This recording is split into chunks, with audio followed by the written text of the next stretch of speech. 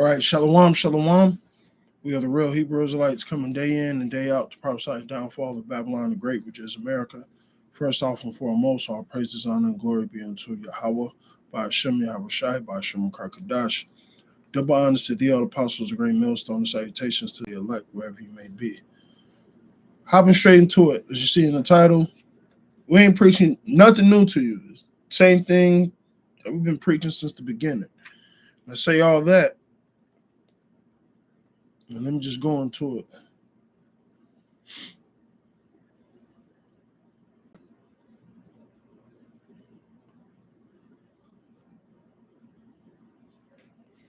Jude 1 and 14. This is kind of heavy. And Enoch. We all know who Enoch was. And Enoch also, the seventh from Adam, prophesied. So you had prophets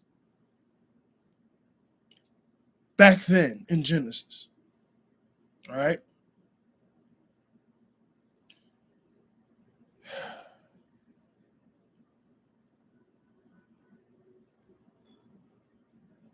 When it talks about preaching the ending since the beginning, that's very true. And this is the proof.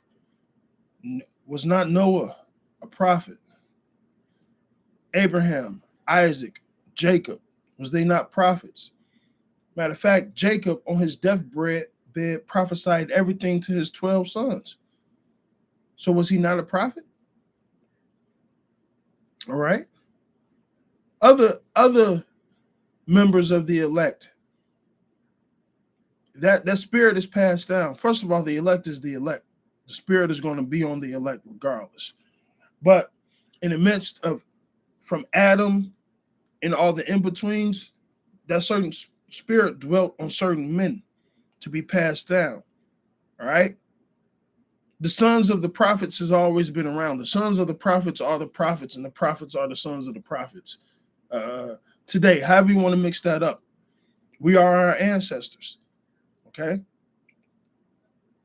And Enoch also, the seventh of Adam, prophesied of these, saying, behold, the Lord cometh with 10,000s of his saints. This is Enoch. This is before the earth was really, I ain't gonna say the earth, but you know what I mean. This is going back to the beginning almost. To execute judgment upon all, and to convince the ungodly among them in all their ungodly deeds, which they have ungodly committed, and of all their hard speeches which ungodly sinners have spoken against them. All right. Now, when the world flooded, yeah, you had angels doing whatever work they was doing. But the Lord didn't crack the clouds and come back with 10,000s of his saints, which is the elect and the angels for the most part. That didn't happen. What was Enoch prophesying about? Lo, him that waxed strong with the thousands of heaven. Lo, him that cometh with the clouds of heaven. This is what Enoch is talking about. Yahweh Shai coming back. That says a lot. This is one of my favorite scriptures, or one of my favorite things to think about, how Enoch was already prophesying the downfall of Babylon the Great, the destruction of this place, the destruction of Esau's system, because he knew the Lord was coming back with 10,000s of his saints to do what? To execute judgment upon the ungodly. And that ungodly did not just include Esau or the other heathens. It was you 2/3 niggas as well. To execute judgment upon all, and to convince all that are ungodly amongst them of their ungodly deeds which they have ungodly committed, and of all their hard speeches which ungodly sinners have spoken against them. These murmurers, complainers, walking after their own lust, in their mouths speak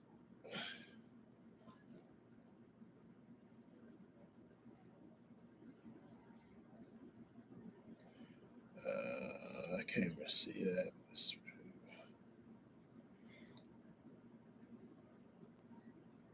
Speak of great swelling words, having men's persons in moderation because of advantage.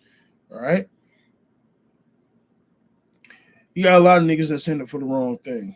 They're man pleasers. But nonetheless, Enoch was going in on their ass. Okay? Let me give you Luke.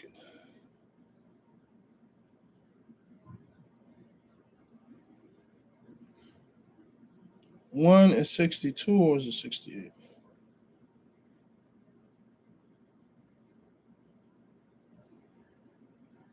No, 70.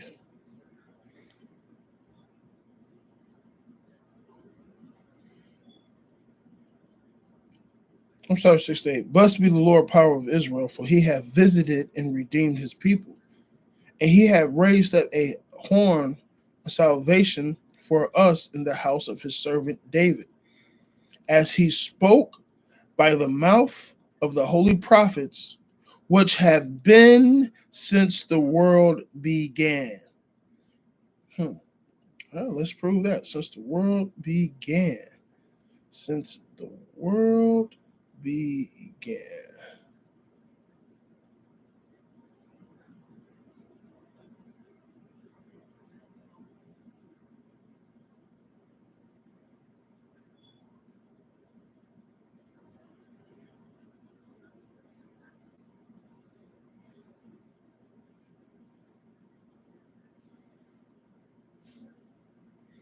Genesis 3 and 8.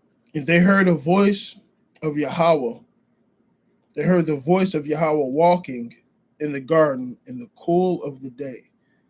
And Adam and his wife hid themselves in the presence of the Lord power amongst the trees in the garden. Now, we know Yahweh didn't drop out the sky. We know if any man laid eyes upon the Lord, what happens?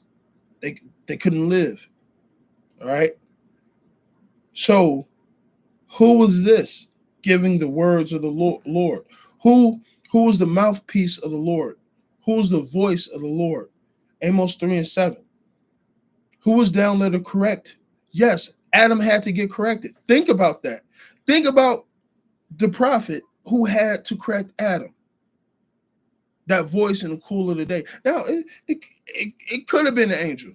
All right. Well, it definitely was an angel. A prophet is also known as an angel too.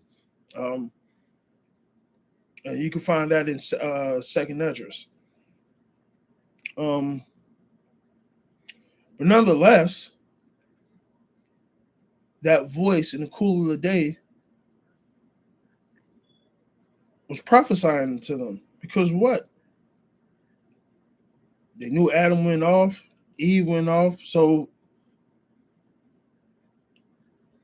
it had to be more or less prophesied what was going to happen to them since this thing happened.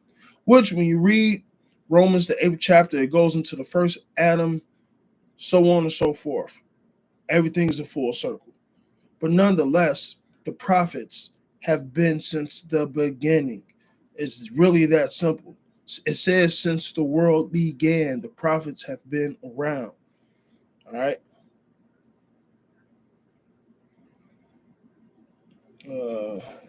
Let's get this.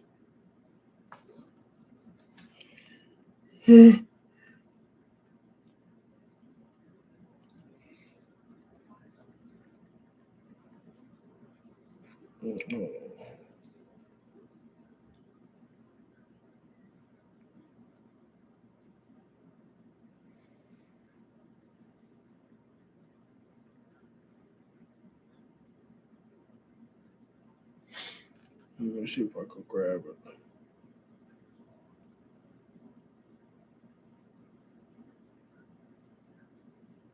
Isaiah 46 and 10.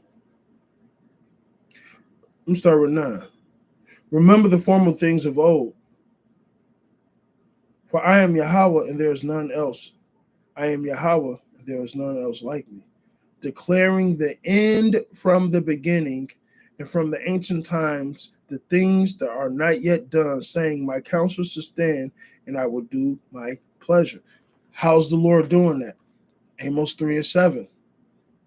Amos 3 and 7, man. Okay?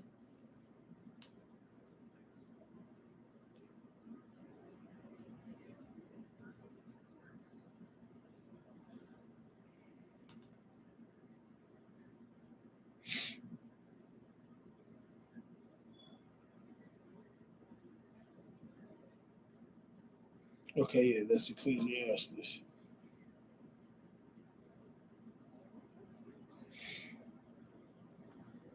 Here, rising up.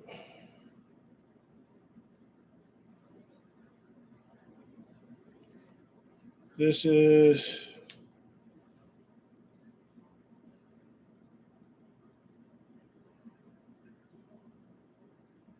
do not this thing.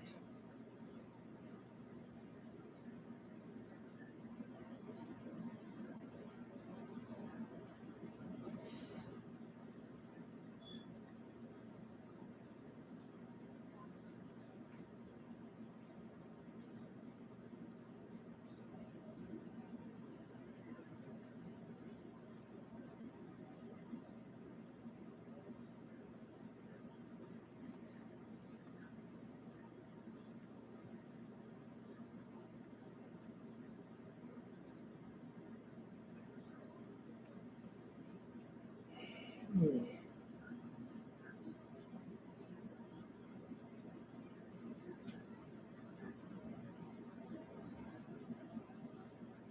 Yep, this is Jeremiah 34.